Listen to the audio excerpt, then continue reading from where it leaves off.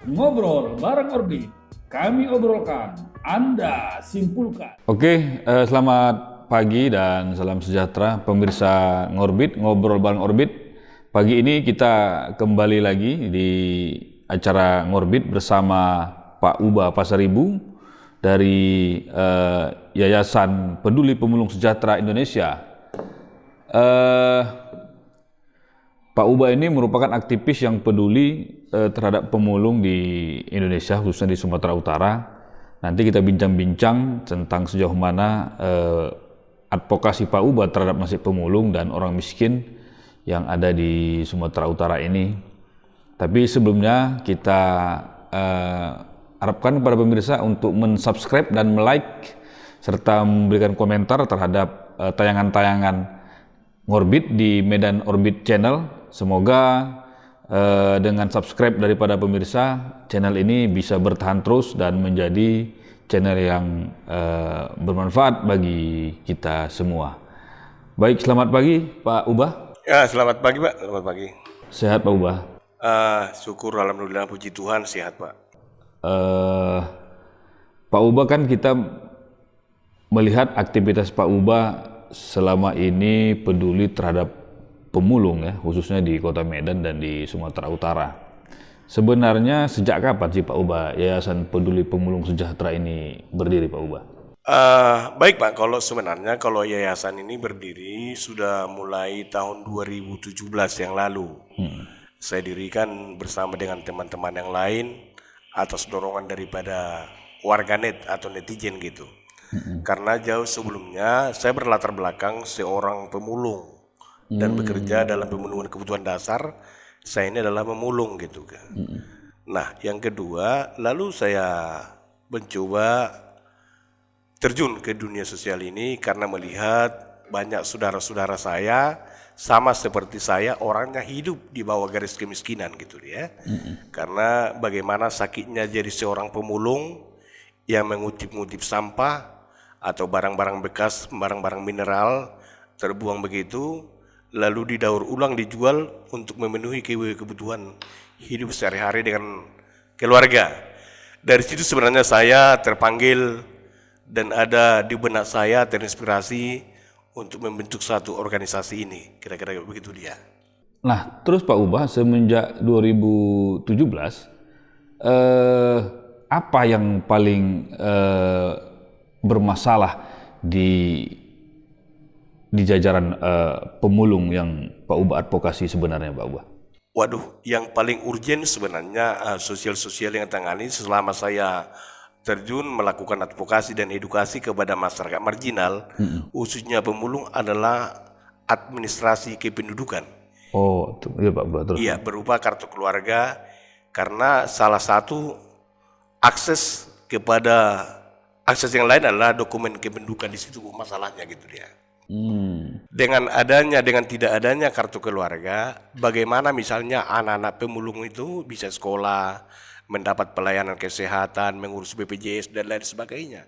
Ya tentunya saya melihat bahwa inilah yang paling pokok, yang sebenarnya yang perlu kami butuhkan, yang sangat kami butuhkan di kalangan masyarakat miskin pemulung gitu dia. Apakah pemulung ini tidak mengurus identitasnya langsung ke pihak pemerintah, katakanlah keping kelurahan di mana dia tinggal, ataukah ada upaya dari aparatur pemerintah di tingkat bawah yang membola-bolai mereka untuk susah akhirnya mengurus administrasi kependudukan mereka sehingga pemulung ini enggan untuk melakukan pemulung? Tidak kita pungkiri Pak, tidak kita pungkiri bahwa ada beberapa jenis persoalan kenapa sampai mereka gagal mengakses dokumen kependudukan ya. Yang pertama, nggak perlu saya bilang, atau artinya dalam arti bahwa pemulung itu juga ada yang merasa enggan, merasa malas, dan lain sebagainya untuk mengurus dokumen kependudukannya ya. Yang kedua, masalahnya kenapa sampai mereka tidak memiliki identitas ya. Itu salah satu juga sumber-sumber daripada instansi tersendiri. Misalnya dari pihak instansi kelurahan, desa begitu ya, camat, sampai ke Dukcapil gitu dia. Ada proses-proses hambatan-hambatan yang mereka temui di lapangan Misalnya dalam pengurusan dokumen kependudukannya, sehingga mereka merasa malas dan enggan untuk mengurus dokumen kependudukan itu gitu dia. Ada yang dipersulit, ada yang merasa sulit dan lain sebagainya. Tentunya kan ya kita harus paham bahwa birokrasi itu sebenarnya sudah sejak lama ini berbelit-belit ya, artinya tidak ada transparan, tidak ada jiwa-jiwa untuk terbuka pada masyarakat. Karena orientasinya kita lihat misalnya dalam pengurusan dokumen kependudukan KK dengan KTP masih marak dengan pungutan-pungutan liar itu dia. Itu sebenarnya yang membuat masyarakat miskin pemulung itu ataupun kaum marginal merasa enggan dan malas untuk mengurus dokumen kependudukan. Makanya hadirlah aktivis Yayasan Peduli Pemulung Sejahtera ya, Ubah Pasar Ibu ya, yang tanpa sekat dan lelah membela persoalan orang-orang mereka gitu dia. Nah, sepanjang yang Bapak urus administrasi kependudukan para pemulung ini, gendala yang paling berat yang Bapak hadapi apa sebenarnya? Yang paling berat kita hadapi adalah di instansinya gitu, di instansi yang pengambil kebijakan itu gitu. Contoh misalnya di daerah kelurahan misalnya. Ini kan misalnya dalam dokumen seperti sekarang ini sudah siap.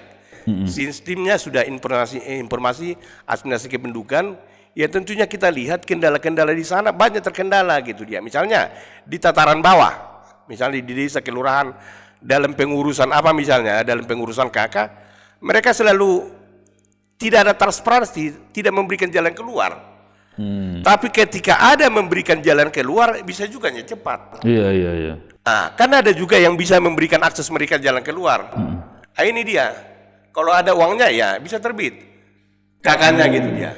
Cuman masalahnya sekarang bagaimana kalau orang-orang marginal yang tidak punya uang dan lain sebagainya dalam pengurusan KK dengan KTP, apa nggak kita bantu, apa nggak kita layani? Kan itu terkendalanya. Misalnya temuan saya yang sudah saya advokasi ya, lahir di Medan, besar di Medan, menikah di Medan, bahkan insya Allah pun menutup mata di Medan nggak punya KK. Sedih nggak? Ini persoalannya. Makanya hadirlah Ubah Pasar Ibu membereskan institusi itu, instansi itu gitu ya. Karena kita merasa saya terpanggil gitu ya Bang ya Pak ya. Saya merasa terpanggil untuk memarahi pemerintah jika mereka tidak serius mengurusi berbagai persoalan ini gitu. Yang paling menyedihkan, yang paling sakitnya yang kita temukan di lapangan belum sempat diurus negara, belum sempat diurus ditangani oleh negara sudah keburu meninggal. Itu masalahnya. Sedih apa tidak? Negara kita kan negara Pancasila. Ya. Ada ketuhanan, kemanusiaan. Coba belajar kemanusiaan gitu ya. Ini manusiawi yang saya lakukan gitu dia. Itu dia Pak. Baik Pak Ubah. Selain mengadvokasi administrasi kependudukan dari para pemulung tadi dan juga kita tahu titik persoalan ada di mana, apakah masalah kependidikan anak-anak pemulung ini ada juga kita advokasi Pak Ubah? Baca.